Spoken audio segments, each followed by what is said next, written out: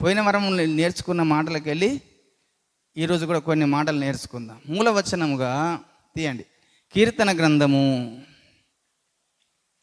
115వ కీర్తన 16వ వచనాన్ని చదువుకుందాం.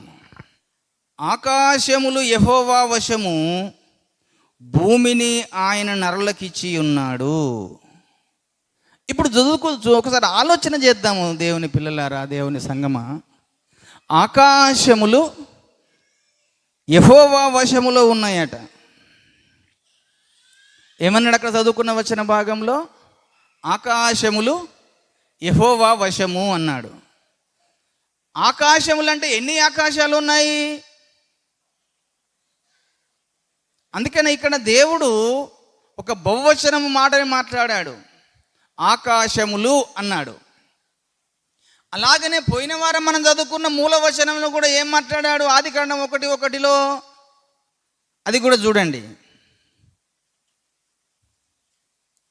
1:1 ఏం చెప్పాడు? ఆదియందు దేవుడు భూమి ఆకాశములను సృజించెను అన్నాడు. ఇక్కడ కూడా బహువచనమే మాట్లాడాడు. ఆదియందు దేవుడు భూమి ఆకాశములను సృజించిండట. ఎన్ని ఆకాశాలు ఉన్నాయి విశ్వంలో? ఎన్ని ప్రపంచాలు ఉన్నాయి మనకు? అక్కడైనా ఇక్కడైనా ఎక్కడైనా భూమి అనేది దేవుడు ఏకవచనముతో మాట్లాడుతున్నాడు.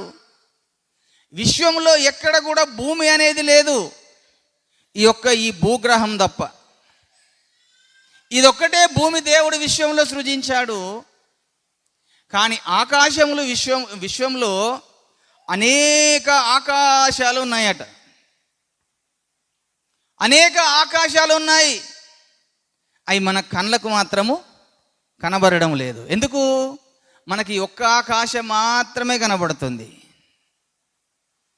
ఈ ఒక్క ఆకాశం మనకు ఎందుకు కనబడుతుందంటే, మానవుని యొక్క కళ్ళ పరిమితి. ఈ నేత్రాలు దేవుడు మనకి ఇచ్చాడు కనుక ఈ నేత్రాలకు ఈ భూ సంబంధమైనవి మాత్రమే కనబడుతుంటాయి. కానీ దీనికి అవతల ఉన్నటువంటి విశ్వములో ఉన్నటువంటి ఆకాశములు కానీ ప్రపంచములు కానీ మన నేత్రములకు కనబడకుండా చేశాడు దేవుడు. ఈ శరీరానికి సంబంధించిన నేత్రములు మాత్రమే ఈ సృష్టిని మాత్రమే చూస్తూ ఉంటాయి. కానీ ఈ సృష్టి దాటి దాని అవతల పరిధి ఈ నేత్రములకు కనబడకుండా ఉంచాడు దేవుడు. మరి వాటిని మనం చూడలేమా అంటే చూడగలుగుతాము. ఎప్పుడు చూడగలుగుతావు? నీ మనోనేత్రములు వెలిగించబడినాడు చూడగలుగుతావు. దేవునికి స్తోత్రం కలుగునుగాక. నీ ఆత్మనేత్రములు వెలిగించబడినప్పుడు నీకు కనబడుతున్నాయి అవి. కానీ ఈ నేత్రములతో మాత్రము ఆ విశ్వము మనకు ఆకాశములు కనబడవు. కేవలము ఈ ఆకాశము, ఈ భూమి, ఈ ప్రకృతి సంబంధమైన ఈ సృష్టికి సంబంధించిన మాత్రమే కనబడుతుంది. ఎందుకంటే మానవుడు ఈ గ్రహానికి సంబంధించిన వ్యక్తి, ఈ సృష్టికి సంబంధించిన వ్యక్తి, ఈ రక్త శరీరము గల దేహముతో ఈ భూమి మీద మాత్రమే ఉండవలసిన వారము. ఈ దేహానికి ఉన్న ఈ నేత్రములతో ఈ ప్రపంచాన్ని మాత్రమే చూడగలుగుతాం, కానీ అవతలి ప్రపంచాన్ని మనం చూడలేము. కనుక విశ్వంలో అనేక ఆకాశాలు ఉన్నాయట. మనం చెప్పుకున్నాం, భూమి మనకు అర్థం కావాలంటే, భూగ్రహం అర్థం కావాలంటే ఒక లెక్క చెప్పుకున్నాం కదండి.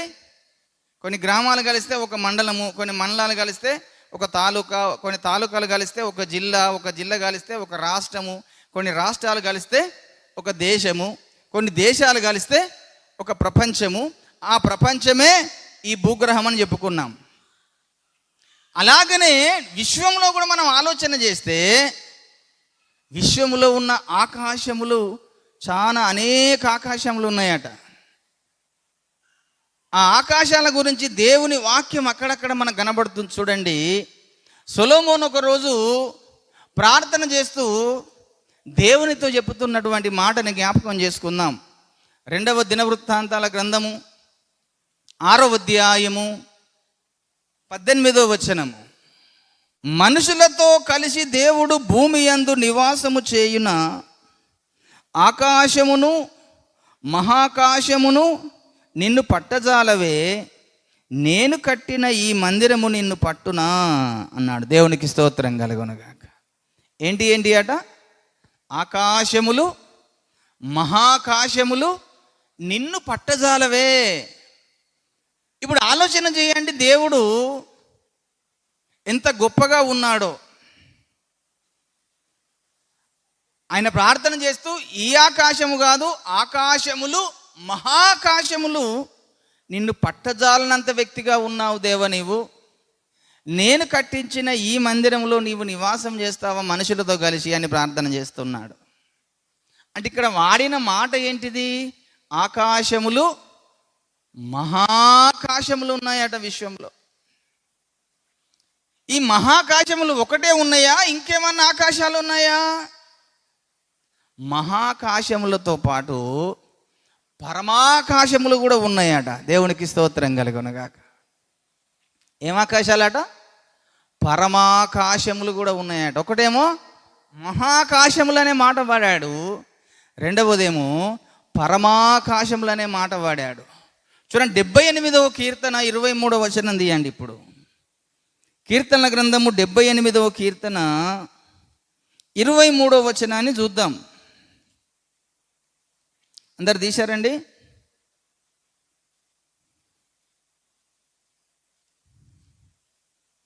78వ కీర్తన 23వ వచనంలో, అయినను ఆయన పైనున్న ఆకాశములకు ఆజ్ఞాపించెను, అంతరిక్ష ద్వారమును తెరిచెను. దేవునికి స్తోత్రం కలుగునుగాక. అంతరిక్ష ద్వారమును తెరిచెను, ఆహారమునకై ఆయన వారి మీద మన్నాను కురిపించెను, ఆకాశ ధాన్యము వారికి అనుగ్రహించెను, దేవదూతల ఆహారము నరులు భుజించిరి. దేవునికి స్తోత్రం కలుగునుగాక. ఇక్కడ ఏం చెప్పాడట? అంతరిక్ష ద్వారము. ఆకాశ ధాన్యము అంటే అంతరిక్షము. అంటే ఇదొక ప్రపంచములకు సంబంధించింది. 147వ కీర్తనలోకి రండి. ఇప్పుడు 4వ వచనం చూడండి. 148 పరమాకాశములారా, ఆకాశము పైన ఉన్న జలములారా ఆయనను స్తుతించుడి. ఇక్కడేం ఆకాశములు అన్నాడు? పరమాకాశములారా, అంతరిక్షమా, తర్వాత మహాకాశములారా అని ఎందుకు అక్కడక్కడ భక్తులు వాటిని గురించి మాట్లాడుకుంటూ వచ్చాడు అంటే, ఈ విశ్వము మానవునికి అర్థము కావాలంటే దేవుడు విశ్వములో చాలా రకాలుగా కొన్ని ఆకాశాల పరిధులు దాటిపెట్టి ఉంచాడు. ఈ భూమి మీద ఉన్న మానవులమైన మనము ఈ భూగ్రహం మీద ఉన్నాము. ఈ భూగ్రహంతో పాటు ఇంకా 8 గ్రహాల కలయిక కలిస్తే ఒక సౌర కుటుంబము అవుతుంది. ఒక సౌర కుటుంబము అవుతుంది. ఈ 8 గ్రహాలు మనకు కనబడకుండా కక్షలో తిరుగుతున్నాయి. మనం మాత్రం భూగ్రహం మీద మానవులం ఉన్నాం. కనుక ఈ 8 గ్రహాలు ప్లస్ భూగ్రహం 9 గ్రహాలు కలిస్తే ఒక సౌర కుటుంబ పరిధి దానికి ఏర్పడుతుంది. ఇలాంటి సౌర కుటుంబాల కొన్ని కలయిక వల్ల ఒక నక్షత్ర కుటుంబము ఏర్పడుతుంది. ఒక నక్షత్ర కుటుంబం ఏర్పడుతుంది. కొన్ని నక్షత్రాల కుటుంబాల కలయికను బట్టి ఒక నెబుల్లా ఏర్పడుతుంది. ఒక నెబుల్లా ఏర్పడుతుంది. కొన్ని నెబుల్లాల కలయికను బట్టి ఒక గెలాక్సీ ఏర్పడుతుంది. ఒక గెలాక్సీ ఏర్పడుతుంది. కొన్ని గెలాక్సీల కలయికను బట్టి ఒక పాలపుంత అని, మిల్కీ వే అంటారు దాన్ని ఇంగ్లీష్లో అయితే, పాలపుంత ఏర్పడుతుంది. కొన్ని పాలపుంతల కలయిక కలిస్తే అప్పుడు విశ్వము. దేవునికి స్తోత్రం కలుగునుగాక. అంటే విశ్వము యొక్క పరిధి ఎంత ఉన్నదో మానవుని ఊహకు అందనంతగా దేవుడు దాన్ని ఉంచి ఉన్నాడు. మానవుని ఆలోచన విధానం ఎక్కడి వరకు అయ్యానంటే కేవలము ఈ భూ సంబంధమైనది, ఈ నక్షత్ర మండలాల గురించి, సూర్యచంద్రుల వరకే, నక్షత్రాల వరకే మానవుని యొక్క పరిధి అంతే. ఇంకా కానీ దీన్ని దాటి విశ్వంలో ఎన్ని ఆకాశాలు ఉన్నాయో ఎవరు కనుగొనలేదు, ఏ శాస్త్రజ్ఞుడు కనుగొనలేదు. ఇది వరకు ఏ శాస్త్రజ్ఞుడు దాని గురించి కనుగొనలేదు. దాని గురించి అది కనబడకుండా ఉన్న ఏ టెలిస్కోప్ను కూడా పంపలేదు అక్కడికి. అంతరిక్ష ద్వారములు తెలిసిన అన్నాడు. ఇంకా కొన్ని అక్కడ కూడా మండలాలు నిర్మాణం చేసిండట దేవుడు. విశ్వంలో మనకెట్లా మనం కొన్ని మండలాలను ఏర్పాటు చేసుకున్నట్టుగా ఆయన మండలాలను కూడా విశ్వంలో కొన్ని సృజించాడట. చూడండి, సామెతల గ్రంథం 8వ అధ్యాయము 27వ వచనం. ఆయన ఆకాశ విశాలమును స్థిరపరిచినప్పుడు, మహాజలముల మీద మండలములను నిర్ణయించినప్పుడు నేనక్కడ ఉంటిని. ఆయన పైన ఆకాశమును స్థిరపరిచినప్పుడు, జలధారలను ఆయన బిగించినప్పుడు, జలములు తమ సరిహద్దులు మీరకుండున్నట్లు ఆయన సముద్రమునకు పొలిమేరలు ఏర్పరిచినప్పుడు, భూమి యొక్క పునాదులను నిర్ణయించినప్పుడు నేను ఆయన యొద్ద ప్రధాన శిల్పినై అనుదినము సంతోషించుచుంటిని. దేవునికి స్తోత్రం కలుగునుగాక. మండలాలను కూడా నిర్మించిండట, ఆకాశ విశాలపరిచిండట. విశ్వములో దేవుడు ప్రపంచములు అనేటి నేను పోయిన వారం చెప్పుకున్నాము. అనేక ప్రపంచాలు ఉన్నాయి, అనేక ఆకాశాలు ఉన్నాయి, పరమాకాశాలు ఉన్నాయి. పరమాకాశములతో పాటు నక్షత్ర మండలాలు ఉన్నాయి, నెబుల్లాకు సంబంధించినది, గెలాక్సీకి సంబంధించింది ఉన్నది. ఇవన్నీ దేవుడు మనకు విశ్వములో అనేకములు ప్రపంచములు సృజించి పెట్టాడు. మీరు అన్ని చెప్పుతున్నారు అయ్య గారు, మరి వాటిలో ఎవరున్నారు అని మీకు ఆలోచన రావచ్చు కదండి. ఈ ప్రపంచాలు దేని కొరకు సృజించాడు, వాటిలో ఎవరున్నారు అంటే అవి కూడా వారికి నివాస యోగ్యముగానే ఉన్నాయి. ఎవరికి? మానవులకు కాదు. ఆ ప్రపంచాలలో మానవులు అనేవారు ఉండరు. ఉండేవారు ఎవరయ్యా? దేవదూతలు. దేవునికి స్తోత్రం కలుగునుగాక. దేవదూతలతో పాటు కెరూబుల స్థాయి లాంటి వారు, నక్షత్రాల స్థాయి లాంటి వారు, తర్వాత శరాబుల స్థాయి లాంటి వారు, మహాదూతల స్థాయి లాంటి వారు, ఒక్కొక్కరు ఒక్కొక్క కేటగిరీకి సంబంధించిన విశ్వంలో అనేక దేవదూతలు, కెరూబులు, శరాబులు, మహాదూతలు, వాళ్ళు ఆ ప్రపంచాలలో వాళ్ళందరూ కూడా నక్షత్రాలకు సంబంధించిన వారు కూడా ఉంటారు. కనుకనే ఇప్పుడు చూడండి, 148వ కీర్తనలో మొదటి వచనం చదువుతున్నాను. యెహోవాను స్తుతించుడి, ఆకాశవాసులారా యెహోవాను స్తుతించుడి, ఉన్నత స్థలముల నివాసులారా ఆయనను స్తుతించుడి, ఆయన దూతలారా మీరందరూ ఆయనను స్తుతించుడి, ఆయన సైన్యములారా మీరందరూ ఆయన స్తుతించుడి. దేవునికి స్తోత్రం కలుగునుగాక. ఇక్కడ ఎన్ని రకాలుగా మాట్లాడుతున్నాడు చూశారండి. మొదటిదేమన్నాడు? ఆకాశవాసులారా మీరు దేవుణ్ణి స్తుతించండి. ఉన్నత స్థలముల నివాసులారా మీరు దేవుణ్ణి స్తుతించండి. ఆయన దూతలారా మీరు స్తుతించండి, ఆయన సైన్యములారా మీరందరూ స్తుతించండి కదండి. అంటే ఈ విశ్వములో దేవుడు చేసినటువంటి విశ్వములో అనేక ప్రపంచాలలో అనేక దేవదూతలు కేటగిరీకి సంబంధించిన వారు ఉన్నారు. దేవుని సైన్యానికి యుద్ధానికి చేసేటువంటి యుద్ధశూరులు లాంటి వారు ఉన్నారు. కనుక అందరూ దేవదూతలు ఒకే తీరు సృజించలేదండి దేవుడు. ఒక్కొక్క విశ్వములో దేవుడు చూసేటప్పుడు ఈ మానవ జాతి ఉన్నది ఈ భూగ్రహాన్ని మాత్రమే చూస్తున్నాడు అనుకుంటాం మనం. కానీ దేవుడు ఈ సౌర కుటుంబములో ఉన్నటువంటి భూగ్రహాన్ని చూస్తాడు. దేవునికి స్తోత్రం కలుగునుగాక.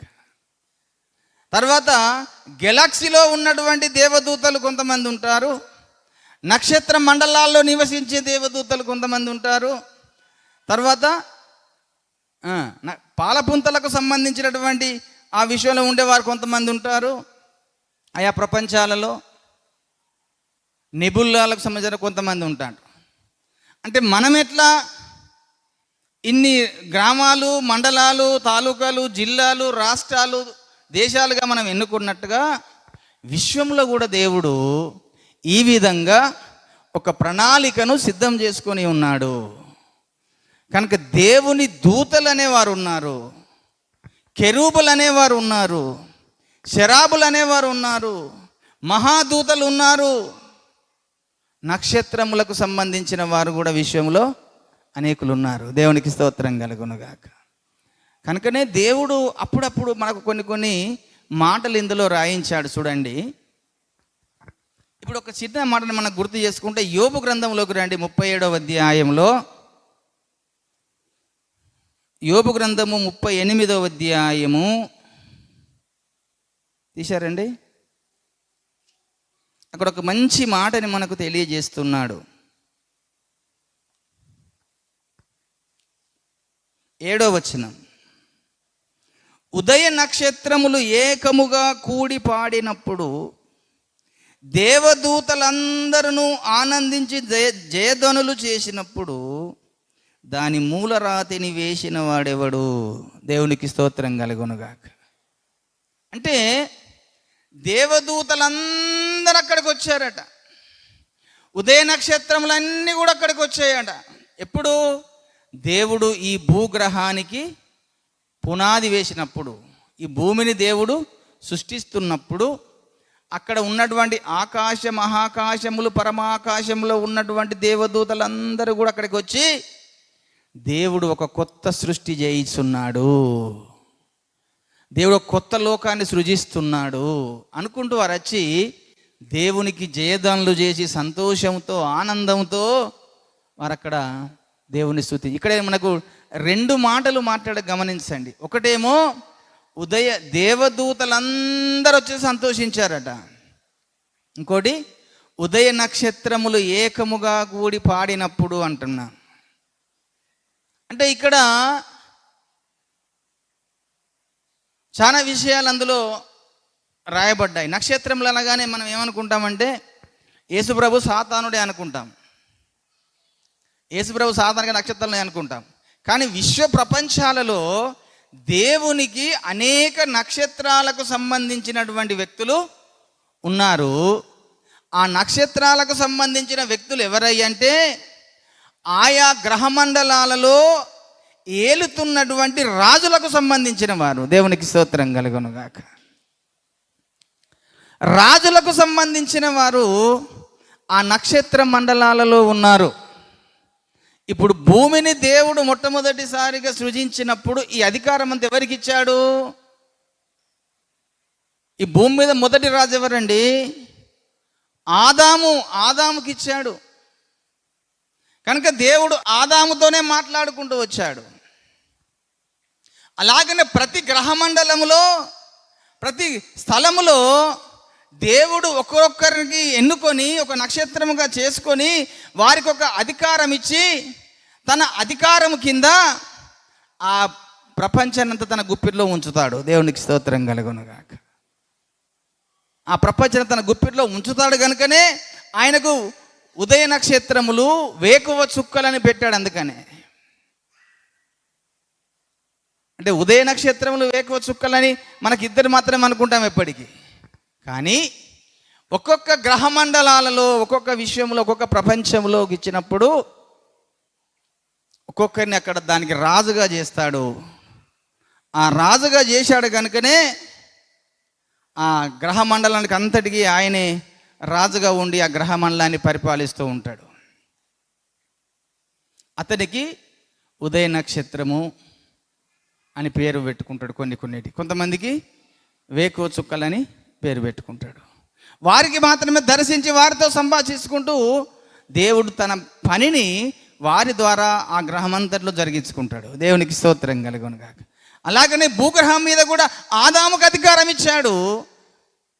దీన్ని నువ్వు వేలు, దీన్ని నువ్వు లోపరుచుకో, దీన్ని నువ్వు దీన్ని పరిపాలించు అని ఆదాముకు అధికారం ఇచ్చాడు. కానీ ఆదాము తీసుకున్న అధికారం అంతా పోగొట్టుకొని సాతాను వశంలోకి వెళ్ళిపోయింది. కనుక అలాగూ విశ్వములో చాలామంది దేవదూతలు, కెరూబులు, శరాబులు, ఉదయ నక్షత్రాలు, ఇలాంటి వారు అనేకులు కూడా విశ్వములో దేవుడు ఆ గ్రహ మండలాలలో రాజులుగా నియమించుకొని వారిని అక్కడ పరిపాలన విధానాన్ని జరిగించుకుంటున్నాడు. దేవునికి స్తోత్రం కలుగును గాక. కనుకనే యేసయ్య అందరూ రాజులతో పాటు యేసయ్యకు మరి ఒక పేరు ఏంటిదంటే రాజులకు రాజును ప్రభువులకు ప్రభు అయి ఉన్నాడట. దేవునికి స్తోత్రం కలుగును గాక. మన యేసయ్యకున్న పేరు మరొక పేరు ఏంటిదంటే రాజులకు రాజును ప్రభువులకు ప్రభువై ఉన్నాడన్నాడు. హల్లెలూయా. చూడండి ఆ మాట ప్రకటన గ్రంథంలో, ప్రకటన గ్రంథం తీయండి ఇప్పుడు అందరూ.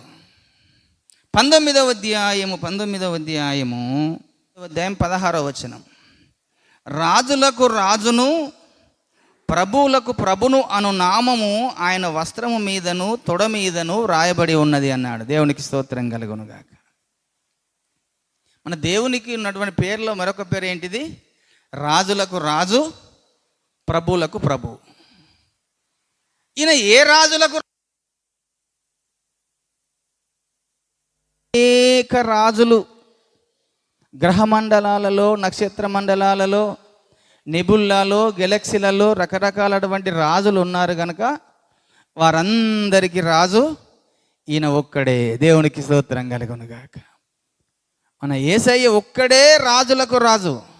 అంటే ఈ రాజులందరూ ఎక్కడికి వెళ్ళి వచ్చారు అంటే ఈ భూగ్రహం మీద ఆదాము మొదటి రాజుగా ఏ విధంగా దేవుడు అధికారం ఇచ్చినట్టుగా విశ్వంలో ఉన్నటువంటి ఈ యొక్క నక్షత్ర కుటుంబాలు కానీ, గెలాక్సీలు కానీ, తర్వాత పాలపుంతలు కానీ, సౌర కుటుంబాలు కానీ, ఇలాగూ ఉన్నటువంటి ఆ ఆకాశములలో ఉన్న ప్రపంచాలలో ఒక్కొక్క ప్రపంచానికి ఒక్కొక్క రాజును దేవుడు నియమించి పెట్టాడు గనుక వారందరి మీద రాజు మన యేసయ్య. దేవునికి స్తోత్రం. హల్లెలూయా.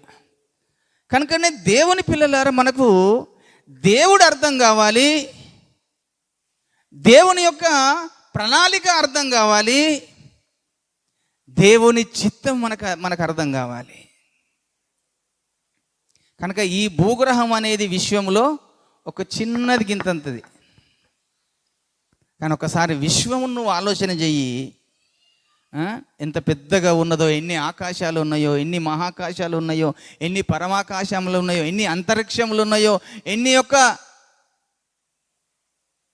విశ్వంలో అన్నీ మనకు దేవుడు ఇందులో రాయించి పెట్టాడు. అవన్నీ చదువుతూనే మనకు అర్థమవుతుంది, దొరుకుతుంది. దేవుని పిల్లలు మనం చెప్పుకుంటూ దేవుని వాక్యమును ఏమాత్రం చదువుకోకుండా, జ్ఞానం పెంచుకోకుండా మన భక్తి జీవితంలో ముందుకు కొనసాగలేం. కనుక విశ్వం అనేది మానవునికి అంతుపట్టని రహస్యము. హల్లెలూయా. అది కేవలము మానవుని యొక్క ఆలోచన విధానము, మానవుని యొక్క తలంపులు ఈ భూగ్రహం మట్టుకే, ఈ ఆకాశం భూమికి ఇంతవరకే ఉంటుంది. కానీ దీని తర్వాత ఎన్ని ప్రపంచములు ఉన్నాయో మానవులకు ఎవరికి తెలియదు. ఎందుకంటే వారి పరిధి ఇంకంతవరకు వెళ్ళలేదు. కానీ ఆ ప్రపంచములు సృజించిన దేవునికి తెలుసు విశ్వంలో ఎన్ని ప్రపంచాలు ఉన్నాయో, ఎన్ని కోట్ల కొద్ది, ఎన్ని దేవదూతలకు సంబంధించినటువంటి ప్రపంచాలు ఉన్నాయో, కెరూబులకు సంబంధించిన ప్రపంచాలు ఉన్నాయో, శరాబులకు సంబంధించిన ప్రపంచాలు ఉన్నాయో, మహాదూతలకు సంబంధించిన ప్రపంచాలు ఉన్నాయో, అది దేవునికి మాత్రమే తెలుసు. కనుక దేవుని పిల్లలారా, ఆకాశములు ఆయన వశము చేసుకొని ఉన్నాడట, కానీ భూమిని మాత్రం ఆయన నరులకు ఇచ్చి ఉన్నానన్నాడు. ఈ భూమి మీద కేవలము మానవులైన మనమే, మానవ జాతి మాత్రమే ఈ భూమి మీద ఉంటుంది. కానీ ఈ భూమికి అవతల ఉన్నటువంటి విశ్వరాశ్యాన్ని ఇంకెవరు కూడా అర్థం చేసుకోవడం లేదు, వారికి కనబడడం లేదు. కనుకనే ఈ దేవదూతలందరినీ ఆయన పరిచారకులుగా ఎన్నుకోడనట. దేవునికి స్తోత్రం కలుగునుగాక. చూడండి, ఎబ్రీ పత్రికలోకి రండి. ఇప్పుడు 1వ అధ్యాయము, ఎబ్రీ పత్రిక 1వ అధ్యాయంలో దేవదూతలను దేవుడు దేని కొరకు ఎన్నుకున్నాడంటే, వారందరూ యేసయ్యకు సాగిలపడి నమస్కారం చేయాలి, వారు దేవునికి పరిచారకులుగా ఉండడం కొరకు దేవుడు దేవదూతలను ఎన్నుకున్నాడట. 7వ వచనం చదువుతున్నాను, ప్రకటన 1:7. తన దూతలను వాయువులుగాను తన సేవకులకు అగ్నిజ్వాలలుగాను చేసుకొనివాడు అని తన దూతలను గూర్చి చెప్పుచున్నాడు. కానీ తన కుమారుని గూర్చి అయితే, దేవా, నీ సింహాసనము నిరంతరము నిలుచున్నది, నీ రాజదండనము న్యాయార్థమైనది, నీవు నీతిని ప్రేమించితివి, దుర్నీతిని ద్వేషించితివి, అందుచేత దేవుడు నీ తోటి వారి కంటే నిన్ను హెచ్చించున్నట్లుగా ఆనంద తైలముతో అభిషేకించెను అని చెప్పుకుంటూ మీది వచనం చదువుతున్నాను ఒకసారి. 5వ వచనం, ఎలయనగా నీవు నా కుమారుడవు, నేను నేడు నిన్ను కనియున్నాననియు, ఇదియుగాక నేను ఆయనకు తండ్రినయ్యుందును, ఆయన నాకు కుమారుడయ్యుండును అనియు ఆ దూతలలో ఎవనితోనూ ఎప్పుడైనను చెప్పెనా.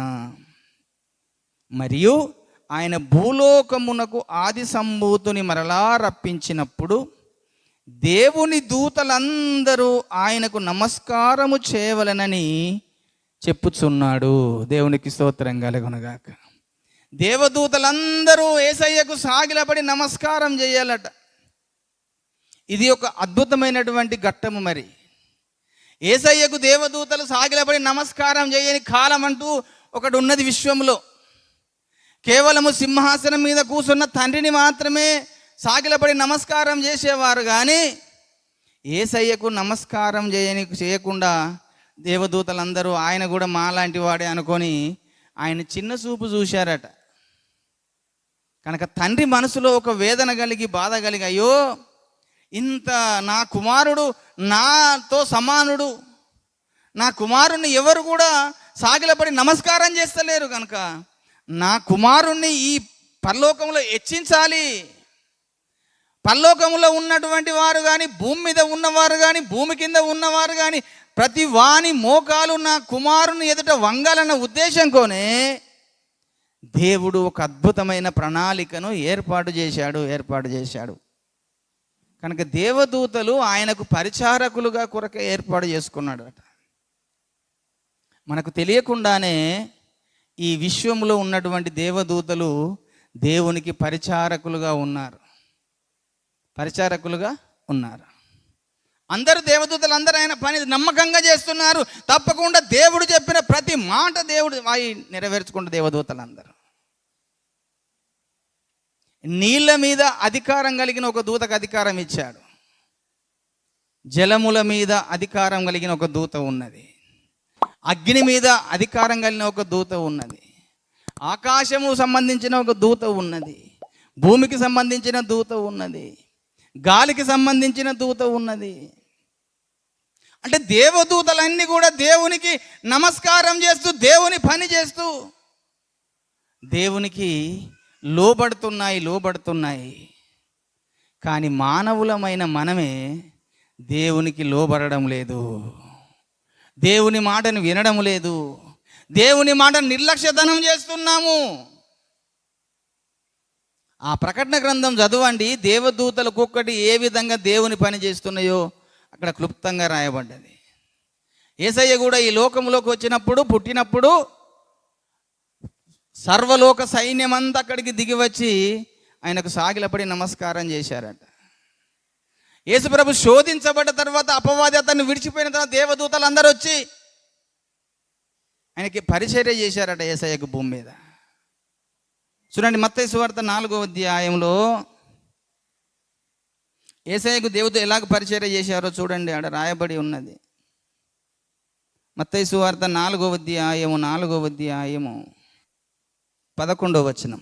అంతటా అపవాది ఆయనను విడిచిపోగా, ఇదిగో దేవదూతలు వచ్చి ఆయనకు పరిచర్య చేసిరి. యేసయ్య భూమి మీదకి వచ్చిన తర్వాత కూడా దేవదూతలు వచ్చి ఆయనకు పరిచర్య చేశాడు, సాతాను అతన్ని విడిచిపెట్టి వెళ్ళిన తర్వాత. అంటే దేవదూతల పని ఏంటిదంటే దేవునికి పరిచర్య చేయడమే.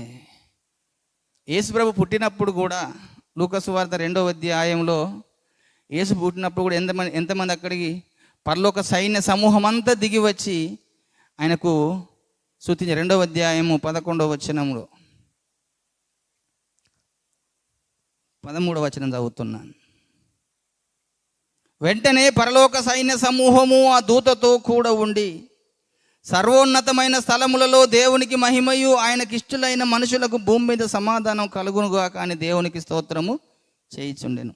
ఆ దూతలు తమ యుద్ధ నుండి పరలోకమునకు వెళ్ళిన తర్వాత అన్నాడు. అంటే యేసయ్య భూమి మీదకి మానవ శరీరం ధరించుకొని వచ్చినప్పుడు కూడా దేవదూతలు తనకు పరిచర్య చేయడం కొరకు వచ్చారు, పరిచర్య చేశారు. ఈ భూమి మీద కాకుండా రాకమునుపు కూడా పరలోకములో కూడా దేవునికి పరిచారకులుగా దేవదూతలను ఎన్నుకున్నాడు విశ్వములో, ప్రపంచములో. కనుక విశ్వములో ప్రపంచాలు ఉన్నాయి, ఆకాశములు ఉన్నాయి. కనుకనే భక్తుడు ప్రార్థన చేస్తూ ఆకాశములు మహాకాశములు నిన్ను పట్టజాలవే అన్నాడు. ఆకాశములు దేవుని వశము, భూమిని ఆయన నర్లకిచ్చి ఉన్నాడు అన్నాడు. కనుక దేవుని పిల్లలారా, మనం విశ్వములో తెలుసుకున్నటువంటి దేవుని జ్ఞానం ఎంతో ఉన్నది. అది నేర్చుకోవాలి. మన జీవితాలకు నేర్చుకుంటే మనకు చాలా శ్రేష్టకరం, ఉపయోగకరం. దేవుని జ్ఞానము తెలుసుకోకుండా లేనిపోని అన్నీ నువ్వు తెలుసుకొని నీ హృదయం నిండా చెత్త అంతా పెట్టుకుంటున్నావు. మొదటగా దేవుని వాక్యము, దేవుని జ్ఞానం సంపాదించుకో. అప్పుడు దేవునికి నువ్వు ఇష్టడుగా ఉంటావు. ఆ ఇష్టడుగా ఉంటే దేవుడు నిన్ను చూసి సంతోషిస్తాడు, ఆనందిస్తాడు. ఆ దేవదూతలు మనకు చెప్పినటువంటి మాటల్లో అక్కడ మాట చెప్పాడు.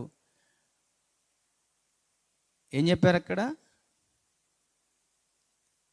తనకిష్టులైన మనుషులకు భూమి మీద సమాధానం కలుగుతుందట. దేవునికి ఎవరైతే మనం ఇష్టలుగా ఉంటామో మనకు అప్పుడు సమాధానం కలుగుతుంది. ఆ ఇష్టలుగా లేకపోతే నీకు సమాధానం ఉండదు, నెమ్మది ఉండదు, ఆనందం ఉండదు. కనుక యేసుప్రభు మరి ఒక్క మాట కూడా చెప్పాడు. శోధించబడ్డ సమయంలో వాళ్ళందరూ ఆయన కొడుతుంటే పేతురు వచ్చి ఒకరిని చెవి నరికినప్పుడు, పేతురు ఎందుకు నువ్వు తొందరపడుతున్నావు? ఇప్పుడు నేను నా తండ్రిని గిన వేడుకుంటే 12 అక్షోడీల సైన్యం ఇక్కడికి దించుతాడు అన్నాడు. అంటే దేవదూతలను దించుతాడు. అంటే 12 అక్షోడీల సైన్యం అంటే ఎంత అంటే 76,000 దేవదూతలట. 72,000. ఒక సమూహము 6,000 అంటే 12 72,000 దూతలు దిగొస్తాయి. పేతురు నువ్వెందుకు తొందరపడి చెవు నరికావన్నాడు. అంటే యేసయ్య మనకి ఇంకా అర్థం కావడం లేదు. యేసయ్య రాజులకు రాజు, ప్రభువులకు ప్రభు అయి ఉన్నాడు. విశ్వములో పరిపాలన చేస్తున్న ప్రతి ఒక్క గ్రహ మండలాలలో, నక్షత్ర మండలాలలో, నెబుల్లలో, గెలాక్సీలో ఉన్నటువంటి వారందరూ కూడా ఒక్కొక్క ఆకాశం మీద, ఒక్కొక్క ప్రపంచం మీద ఒక్కొక్క వ్యక్తిని నియమించి పెట్టాడు, రాజుగా చేసి ఉన్నాడు. వారందరికీ ఆయన రాజులకు రాజు, ప్రభువులకు ప్రభు అయి ఉన్నాడు మన దేవుడు. దేవునికి స్తోత్రం కలుగునుగాక. కనుక దేవుని పిల్లలారా, మనము ఈ సత్యాన్ని తెలుసుకుంటూ ఈ భూమి మీద మనము కొంతకాలమే ఉంటాము. అందుకనే భూమిని ఆయన నర్లకిచ్చి ఉన్నాడు. అందుకని మనం ఎత్తుకున్న మూలవచనం ఏంటిది? కీర్తన 115:16 వచనం. ఆకాశములు యెహోవా వశము, భూమిని ఆయన నర్లకిచ్చి ఉన్నాడు. కనుక ఈ భూమి మీద మానవ జాతి మాత్రమే దేవుడు మానవులకి ఇచ్చి ఉన్నాడు. ఈ భూమి మీద మానవుడు కొంతకాలమే ఉంటాడు. ఈ శరీరం కొంతకాలమే ఉంటుంది. ఈ శరీరాన్ని విడిచిన తర్వాత మానవుని అయినా ఈ శరీరము ఈ భూమి మీద ఉన్నంత వరకు ఇది మట్టితో చేయబడ్డది కనుక మట్టిలోనే కలిసిపోతుంది. కనుక మనలో ఉన్న ఆత్మ దేవుని దగ్గర వచ్చిన దేవుని దగ్గరికి వెళ్ళిపోతుంది. 3 రోజులు ఉండే ఈ జీవితం కొరకు నువ్వు ఎక్కువ ఆరాటపడకు, దాని మీద ఎక్కువ మమకారం పెంచుకోకు. ఎన్ని ఈ లోకంలో నీకున్నా ఒకరోజు అన్నిటినీ విడిచిపెట్టుకొని వెళ్ళవలసిన వారమే. నీ ఆత్మక్షేమం కొరకు నువ్వు ఆరాటపడు. నీ ఆత్మ దేవుని దగ్గరికి వెళ్ళాలి. నీ ఆత్మ యుగయుగాలు దేవునితో ఉండాలి.